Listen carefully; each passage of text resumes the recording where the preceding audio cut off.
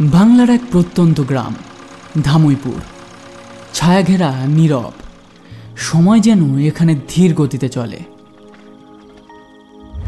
সন্ধ্যায় সকলে একটাই জায়গায় জড়ো হয়, শ্যামলালের চায়ের দোকান। চায়ের দোকানে বসে আছে মানিক, পরাণ খুড়ো আর রথিন। এই খুড়ো, এই পলাশের নতুন চাকরির খবরটা শুনলে? কলকাতায় চাকরি পেয়েছে, বড় কোম্পানিতে। ওর মধ্যে বুদ্ধি আছে বটে, তারপরে এখনকার ছেলেরা আর গায়ে থাকতে চায় না। কদিন আগেই তো পাশের গ্রামের গদার নাইপিতের ছেলেটা চাকরি পেয়ে কলকাতায় চলে গেল। পলাশও এবার যাবে। একে একে শিক্ষিত ছোকরারা সবাই চলে যেতে থাকলে এই গাঁয়ের কি হবে কে জানে। তাই তো আমি আর লেখাপড়া করলামই না। হ্যাঁ হ্যাঁ, তুই লেখাপড়া করলে বাড়ি ভাড়ায় খাটাবে কে? বাপের দেওয়া পুরনো বাড়িটা ভাড়ায় দিয়ে তো ভালোই কামাচ্ছিস। তোর আর পড়ালেখা করে কাজ কি?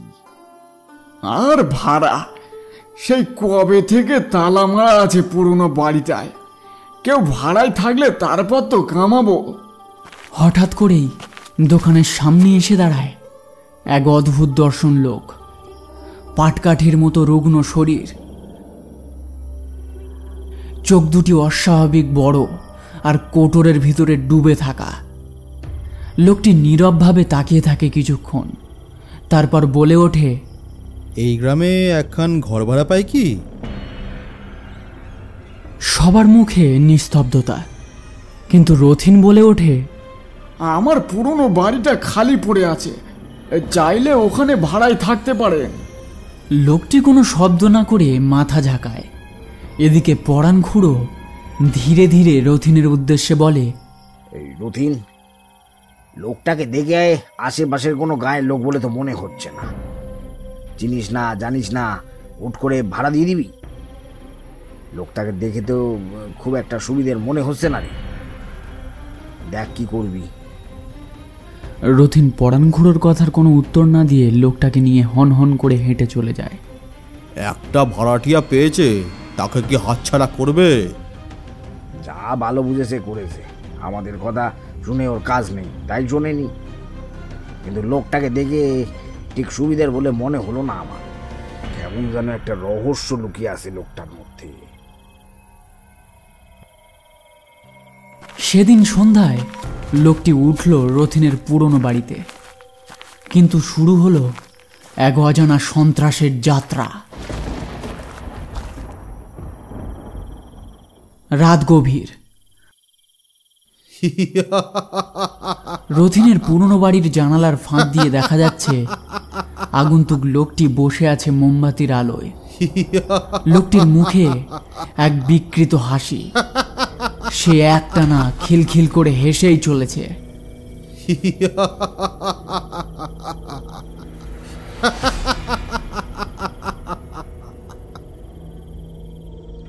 ওই রাতে সাইকেল নিয়ে হেঁটে যাচ্ছিল পলাশ।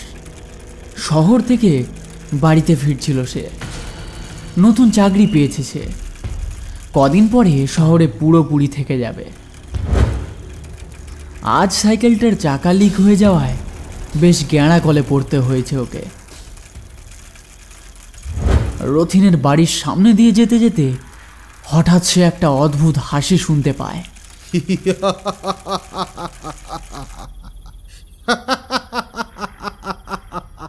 এত রাতে রথিনের পুরনো বাড়ির মধ্যে কে হাসাহাসি করছে? যতদূর জানি বাড়িটা তো খালি পড়েছিল। নতুন ভাড়াটিয়ে এসেছে বোধহয়।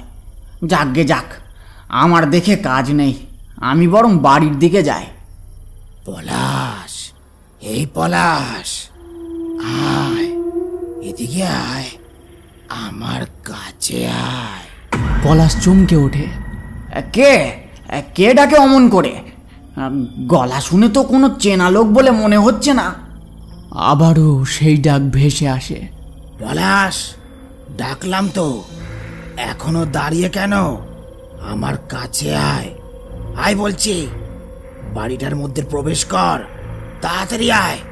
এবার পলাশ একেবারে স্থির হয়ে যায়। পলাশের চোখের মণি কালো থেকে সাদা রঙে রূপান্তরিত হয়। ধীরে ধীরে পলাশ এগিয়ে যেতে থাকে বাড়িটার দিকে।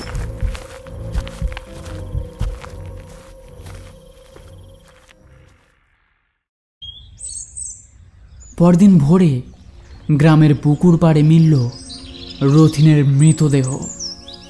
মুখটা যেন আতঙ্কে বিকৃত, চোখ খোলা।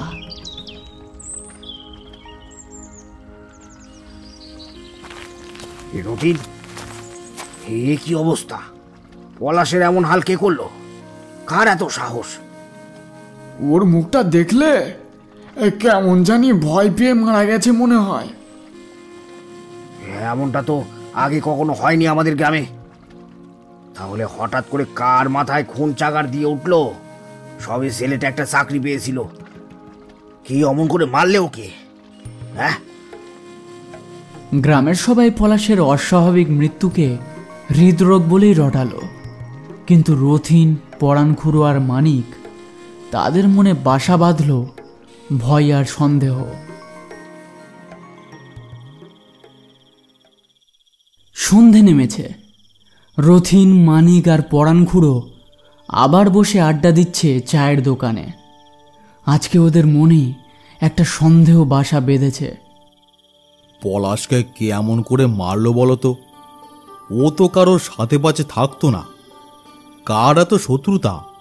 এ কোনো মানুষের কাজ নয় রে, এ নিশ্চয়ই কোনো অপশক্তির কাজ।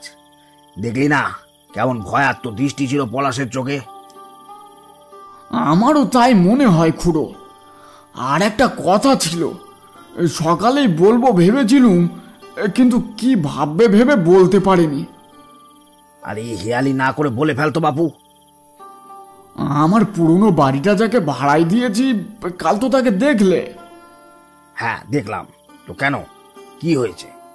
আহামরি কিছু হয়নি, কিন্তু কাল যখন লোকটাকে ঘর দেখাচ্ছিলাম, তখন লোকটা কেমন একটা বিকট খিলখিল করে হেসে ওঠে। কেমন যেন ফ্যাস ফ্যাসে হাসি লোকটার। ঘরটা অনেকদিন খালি পড়েছিল, তাই এমন ধুলো ময়লা জমে আছে। একটু পরিষ্কার করে নেবেন, বুঝলেন মশাই?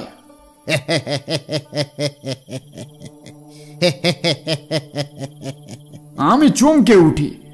তারপর লোকটাকে জিজ্ঞেস করি, কি হয়েছে মশাই? অমন করে হাসছেন যে বড়, কিছু হয়েছে নাকি? লোকটা হাসি থামিয়ে কেমন যেন থতমত খেয়ে ওঠে। হ্যাঁ, না না, কিছু হয়নি। বাড়িটা দেখে মশাই বড্ড আনন্দিত হলাম, তাই নিজেকে সামলাতে না পেরে হেসে ফেলেছিল। তাই বলুন, আমি তো ভয় পেয়ে গেছিলুম। আমার কেমন অদ্ভুত লেগেছিল লোকটাকে। তারপর ভাবি হয়তো এমনই স্বভাব লোকটার। রাতে খেয়ে দিয়ে তাড়াতাড়ি শুয়ে পড়েছিলুম। কত রাত হবে খেয়াল নেই। আমি গভীর নিদ্রায় মগ্ন। তখন হঠাৎ একটা তীব্র ব্যথা অনুভব করি। মনে হয় কেউ যেন আমার গলা টিপে ধরেছে। আমি চোখ খোলার চেষ্টা করে চলেছিলাম, কিন্তু তখনও চোখ খুলতে পারছিলুম না। অনেক কষ্টে একসময় চোখ খুলে দেখি, হালকা আলোর মধ্যে আবছায়া দৃশ্যমান সেই আগন্তুক লোকটা আমার বুকের উপরে বসে আমার গলা টিপে ধরেছিল। আমি চোখ খোলাতে সে হাওয়ায় মিলিয়ে গেল। পরে ওটাকে স্বপ্ন মনে করে অতটা পাত্তা দিইনি। সে কি, আগে বলবি তো? আগে আবার কখন বলবো? কাল রাতেই তো ঘটেছিল ঘটনাটা। ওই লোকটার মধ্যে কেমন এক অদ্ভুত অন্ধকার আছে। আজ আমি খোঁজ নেব। তুই একা কেন খোঁজ নিবি? আমরাও যাব। আজ রাত একটু গাঢ় হলে রথিনের পুরনো বাড়িটার কাছাকাছি গিয়ে দেখবো কি ঘটনা ঘটে ওই বাড়িটায়। হ্যাঁ হ্যাঁ, আমিও রাজি। দেখবো আমার ভাড়াটিয়া বেটা কি রূপ দেখায়।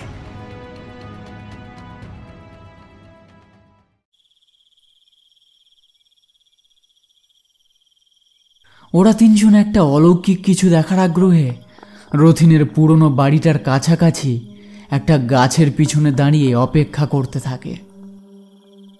বেশ কিছুক্ষণ পর ওরা দেখতে পায় দরজা খুলে বাইরে বের হচ্ছে আগা 5 তলার চাদরে ঢাকা একটা লোক। তার ছায়া দীর্ঘ, গলার আওয়াজ নেই, কেবল পদচিহ্নের শব্দ। লোকটি হেঁটে কোথায় যেন যাচ্ছে। চল চল, আমরা ওই বেটার পিছু নিই। এত রাতে কোথায় যায় ওই বেটা, দেখে আসি গিয়ে। চল দেখি।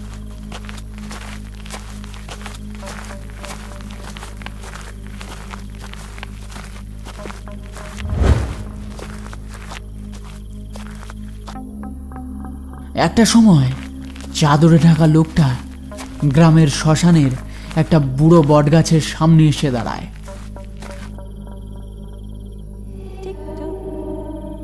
ওরাও লোকটার পিছু পিছু গিয়ে আবার একটা গাছের আড়ালে লুকিয়ে পড়ে। শ্মশানে একটা চিতা সাজানো আছে, আর একটা চিতা থেকে ধোঁয়া বের হচ্ছে। হয়তো একটু আগেই কাউকে দাহ করে গেছে। চারিদিকের আবহাওয়া ধীরে ধীরে বদলাতে শুরু করে। গুমোট গরমের মধ্যে যেখানে গাছের পাতা নড়ছিল না কিছুক্ষণ আগে, সেখানে শোঁ শোঁ বাতাস বইতে শুরু করে। সেই প্রবল বাতাসের জোরে লোকটার গায়ের চাদর উড়ে অন্যদিকে গিয়ে পড়ে। সেই দৃশ্য দেখে ওরা চমকে ওঠে। বুড়ো বটগাছের সামনে ও কে দাঁড়িয়ে আছে? ও তো ভাড়াটিয়া লোকটা নয়, ও তো একটা আস্ত চণ্ডপিশাচ। কি বিভৎস রূপ তার! লম্বা লম্বা দুটো পা, মাথায় দুটো শিং, কঙ্কালসার রুগ্ন শরীর, কি বিভৎস দেখতে! সে এবার হাত উঁচু করে জোরে জোরে বিভৎস চিৎকার করে কাদের যেন ডাকতে থাকে। বেরিয়ে এসো সবাই, বেরিয়ে এসো, আমাদের অনেক কাজ আছে। এই গ্রামের এক একটা মানুষকে তিলে তিলে মারতে হবে, আর সময় নষ্ট করলে চলবে না। সবাই একে একে নিজেদের কাজ শুরু করে দাও, আর দেরি করো না। ধীরে ধীরে বটগাছটার উপর দিয়ে কালো কালো প্রেত মূর্তিরা নামতে শুরু করে। ওরা তিনজন ভয়ের চোটে ওখান থেকে পালিয়ে যায়, কিন্তু চণ্ডপিশাচ প্রেত মূর্তিদের চিৎকার উল্লাস এই রাতের অন্ধকারে তখনও পুরো গ্রামকে কাঁপিয়ে তুলছে।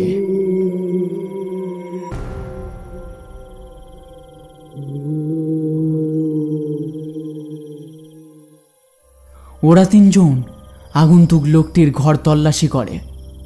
তারপর খুঁজে পায় একটা পুরনো ভাঙা আয়না, লাল সুতোয় বাঁধা কাঠের পুতুল, আর একটা বই, সব সাধনার গুপ্তবিদ্যা। আমি এ কাকে ঘর ভাড়া দিয়েছি? এ তো সব সাধনা করে। সব সাধনা করতে করতে ও একটা আস্ত চণ্ডপিশাচে পরিণত হয়ে গেছে। আমি তোকে আগেই বারণ করেছিলাম লোকটাকে ঘর ভাড়া দিতে। বড্ড হ্যাক আছে তুই। এখন আমাদেরকে কিছু একটা করতে হবে। ঠিক বলেছ, নইলে এবারটা পুরো গ্রামকে ধ্বংস করে ছাড়বে। কিন্তু আমরা ওর সাথে কি করে পেরে উঠব? ও তো আস্ত একটা চণ্ডপিশাচ। আমরা তো নিজেরাই সচক্ষে দেখে আসলাম। আজ আর কিছু করার দরকার নেই। কাল সবাই তৈরি হয়ে আসবো। কাল রাতে ওই বেটার ভবলীলার সাঙ্গ করব।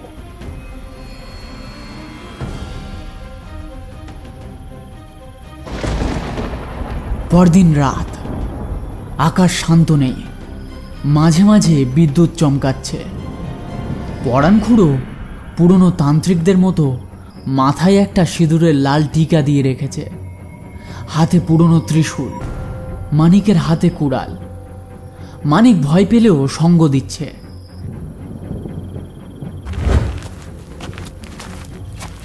তারা চুপি সারে ঘরে ঢুকে দেখে আগন্তুক লোকটি বসে বিড়বিড় করে মন্ত্রপাঠ করছে জ্বলন্ত আগুনের সামনে। আগুনের ভিতরে অস্পষ্ট মুখ ফুটে উঠেছে অসংখ্য চণ্ড প্রেত মূর্তিদের। আগন্তুক লোকটির শরীর ধীরে ধীরে চণ্ড পিশাচ প্রেত মূর্তিদের মতো হতে শুরু করে।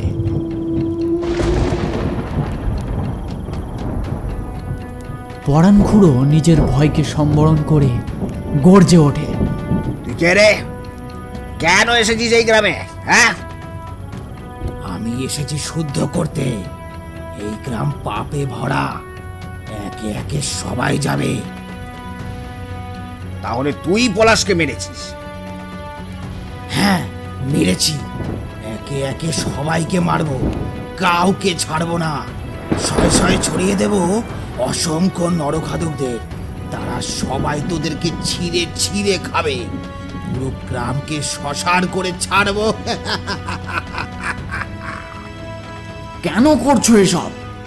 এসব করে তুমি কি পাবে? গ্রামের অবুঝ মানুষদের মেরে কি প্রমাণ করতে চাইছো তুমি? আমি সবার আত্মাকে একে একে বন্দি করে নরখাদকে পরিণত করব। আবার সেই নরখাদকদেরই ছেড়ে দেব। তোদের মতো নরকের কীর্তের হাড় মাংস তারা চিবিয়ে চিবিয়ে খাবে। তোরা মানুষ নয়, তোরা মানুষ রূপী শয়তান। কেন রে বেটা, আমরা তোর কোন বাড়া ভাতে ছাই দিয়েছি যে তুই এমন পৈশাচিক কাজ করার জন্য উঠে পড়ে লেগেছিস? তোদের মতো মানুষদের খুব লোভ। নিজের খিদে মেটাতে পরের ভাতও কেড়ে খেতে পারিস তোরা। তোদেরকে জ্যান্ত বাঁচিয়ে রেখে কোনো কাজ নেই আমার। সবাইকে মারবো, সবাইকে, কাউকে ছাড়বো না। তবে রে বেটা কাল পিশাচ, তোর পিন্ডি না চটকেছি তো আমার নাম পরাণ তরফদার না। হ্যাঁ, বলেই হাতে ধরা ত্রিশূলটা আগুনের মধ্যে ছুঁড়ে দেয় পরাণ খুড়ো। আগুন ঝলসে ওঠে, লোকটা ছিটকে পড়ে একদিকে।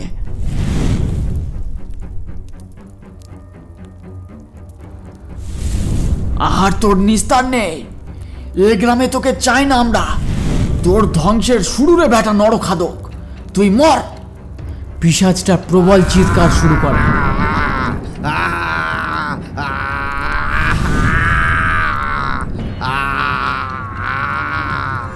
ওরা সবাই ঘর ছেড়ে বেরিয়ে যায়। ঘর কেঁপে ওঠে গর্জনে।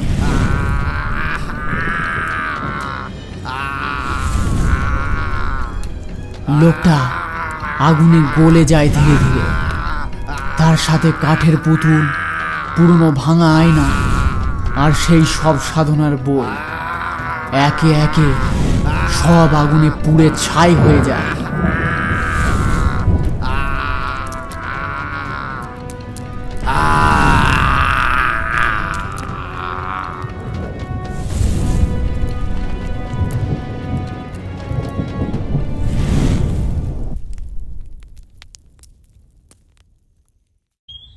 পরদিন সকালের আলোয় চায়ের দোকানে সবাই বসে আছে চুপচাপ।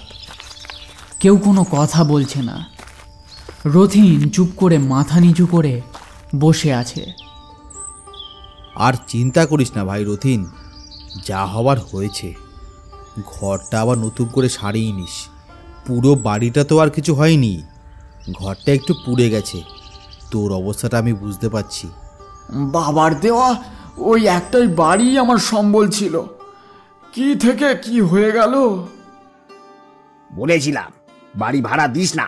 লোকটাকে প্রথমেই দেখে আমার সুবিধের মনে হয়নি, তাই তোকে সাবধান করেছিল। যাকে যাক, কি আর করা যাবে, যা হবার হয়ে গেছে। কিন্তু খুড়ো, আমরা জিতলাম তো? মানে ওই নরখাদকদেরকে পুরোপুরি ধ্বংস করতে পারলাম তো নাকি? জানি না রে, কিছু অন্ধকার চিরকালই থাকে, তবু আমরা চেষ্টা করি আলো রাখতে।